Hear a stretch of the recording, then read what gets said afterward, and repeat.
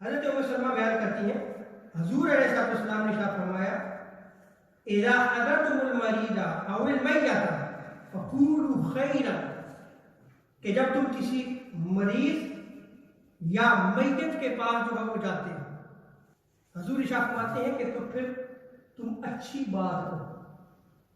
فقولوا خیرا، حضور نے ارشاد فرمایا کہ تم اچھی بات کہو. کیوں؟ فإن الملائکۃ یؤمنون علی ما تقولون، کہ تم بات کرتے ہو اس پہ فرشتے آمین کہتے ہیں. راوی بیان کرتی ہیں کہ جب حضرت ابو سلمہ رضی اللہ تعالیٰ عنہ کا وصال ہو گیا، اتیت النبی صلی اللہ علیہ وسلم، حضور علیہ السلام جو ہے وہ تشریف لائے. فقلت یا رسول اللہ، میں نے عرض کی یا رسول اللہ ان ابا سلمہ قد مات، یا رسول اللہ تحقیق ابو سلمہ جو ہے ان کا وصال ہو گیا. اب ام سلمہ ان کی زوجیت میں تھی.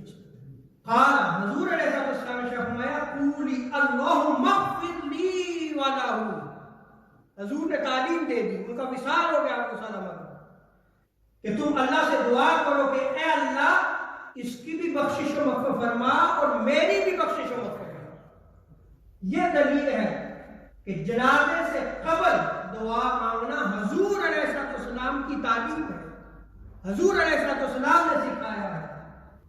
اور آگے راوی بیان کرتے ہیں کہ حضور علیہ السلام نے مجھے ایک اور تعلیم بھی دی، وَآقِبْنِي مِنْهُ عُقْبَ حَسَنَةً، اور ان کے بعد میرے لیے باری تعالیٰ اچھا شخص مقرر کر دے.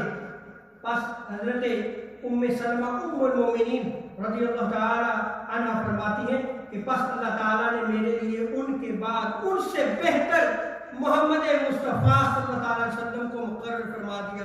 میں ان کی زوجیت میں آ گئی، ان کی زوجیت میں آ گئی، کیونکہ دعا مانگی گئی اور اس دعا میں فرشتے آمین کہتے ہیں.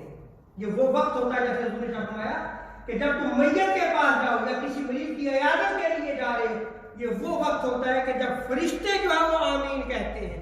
اس لیے تم اچھی بات کہو.